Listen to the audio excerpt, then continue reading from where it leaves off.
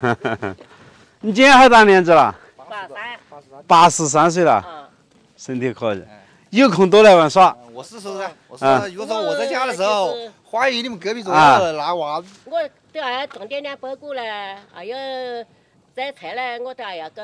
都要搞。我跟你讲，你这话我懂，我家里好困难的。我这个孙，我那个儿今年子11个要满55了。我这个孙呢是的让他摆的了。试管了。试管了。试管的。最后呢，这个有3岁的了，又摆一个呢，暂有3岁的。我家里好困难的，没得人照顾我了。我跟着上面就是原来我第1年那个低保期嘛，现在把我的低保取了，我都就养老金。你看我那个儿一个人要养着5个人，你讲像他们养得到？你讲是不是？年年艰苦，你有是没落了？他搞什么？你有社保没？没得嘛，什么都没得嘛，就有没得低保，没得低保，他没有低保。没得。他意思就是他只有个兒子現在在打工，然後沒有生育能力。這個小孩呢是在長沙做的試管嬰兒，家裡特別困難，他是這麼說。給你2個試管嬰兒。像那樣情況，應該是國家有政策啊。國家有政策，可能當地沒有給他申請到位嘛，可能沒申請到位。那個媳婦呢，我兒要大他12歲，他也小時候，他後尾，他今年子我媳婦有43了嘛，屬狗的嘛，有43了嘛，看他真的都30幾在白上個。正如你我現在有第一個，有的早上有走的一個生，男生是女生？女生。後尾咱有3歲了。有3歲了哦。剛滿3歲了。哦，是的。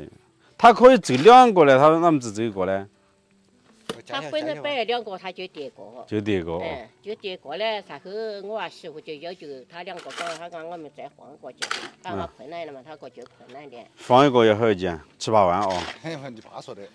那你就怕搞你了。你爸說的。我這2個孫掙了80多萬。他80多萬。他不是一次能夠成功，曉不曉得？他一直要保養啊。一直要保胎啊！不是保胎不保胎，他一直成功了才保胎的，不成功不了他保不了。成功不了保不了胎。我跟你講，我就是說你他是在你們都是3的成年人了，我就講實話了啊。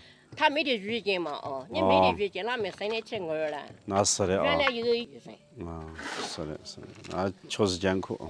到村裡面申請點嘛，還要幫忙點嘛。我兒最老實。老實的話，他就怕醜，他去申請點，我就喊不結婚去搞，他不肯去搞，他咱就跟我這2孫搞這個低保，就好嘛搞個低保，你們有什麼的好點？那個我講有個困難戶，那個扶持金都有的，可以在向村裡去申請的。對，好點。他不肯，但是2個都在北京讀書，租屋了。租屋的都要算的是熟人租的，1年5000，這是算的是熟人了。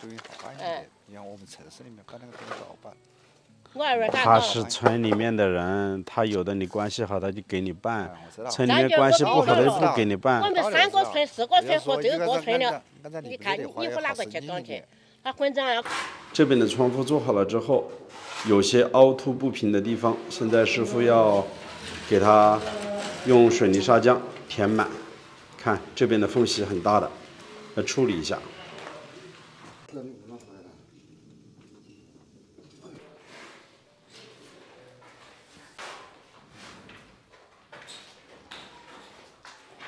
剛接手改造這棟房子的時候，湖北的大哥就告訴我，房子的改造很簡單，包括水電，大概安裝一下能通電通水就行了。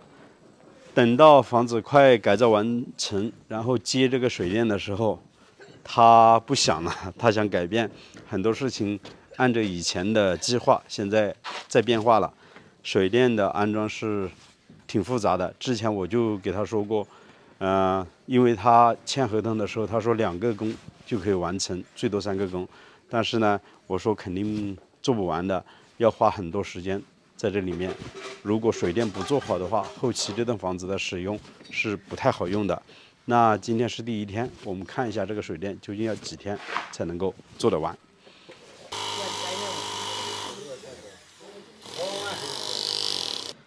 這個83歲的阿姨，他祝願我們這個湖北的大哥住在這邊發財，身體健康。他是特地過來，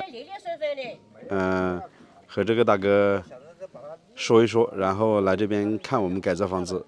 一直以來，他都聽寨子裡面的人說，我們這邊改造的房子很漂亮，都想過來看一看。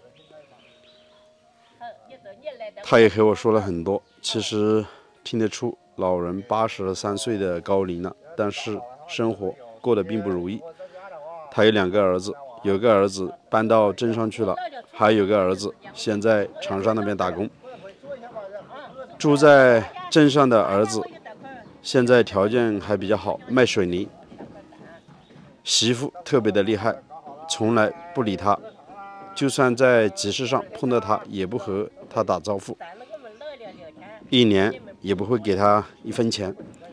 所以說起來他也是感覺淚水都出來了。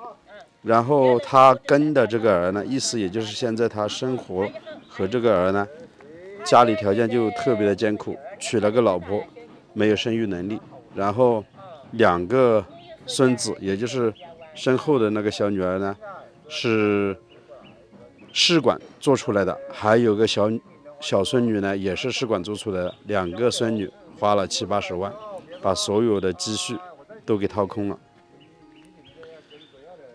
他說生活太難了，1年到頭沒稱幾斤肉吃。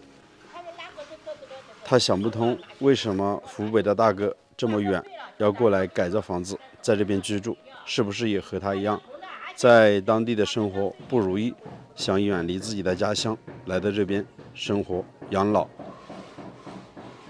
可能是找到了一些同道中人吧，他們很多話說，一直說，大概說了快接近1個小時了。其實老人還是特別的熱情，但是也聽得出他的生活確實非常的艱苦。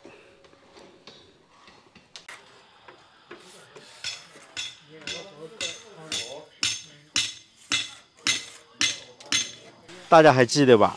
上一次我們在這邊改造房子的時候，有個70多歲的阿姨，走路腿腳都不太穩，然後她就說到我們這邊來做點工，做點小工，有什麼幫忙的就做什麼，每天給她開點工資。她也是說她家裡特別的困難。剛剛我和大哥在那邊說話的時候，大哥突然說到了這個問題，他說每個人都困難，錢都不是那麼容易賺來的。他的意思就是，如果每個人都到這邊來說的話，是不是都該幫助呢？其實我也不懂今天這個80多歲的阿姨過來究竟是什麼意思，但是也聽得出他家裡確實可能也比較難。但是呢，他有2個兒子，一個兒子在鎮上日子過得比較好。就像大哥說的，每個人的家庭總有他的兒女去對他負責。我們關心不到，也幫不了別人。只要我們在這裡居住，好好的去生活，沒人過來為難就行了，是不是啊？大哥也說了，如果房子建好了，也歡迎他們過來喝茶聊天。但是想要更多的，可能就沒有了。大哥的意思我還是聽得出，就是說，如果每個人都叫苦，在他面前來說想要一些什麼的話，那可能沒辦法滿足。那個阿姨也說了，就這棟房子的旁邊是他們家的土地，意思呢不太明確啊，反正大概也就這樣子吧。那朋友們啊，如果你是一個外面的人，在一個陌生的環境，像大哥一樣買了一套房子，然後在這邊居住，當地人總是過來找你這找你那，你該怎麼去處理呢？歡迎大家在視頻的下方評論留言。好了，我是石頭，喜歡的請記得點個訂閱，我們下期再見，拜拜。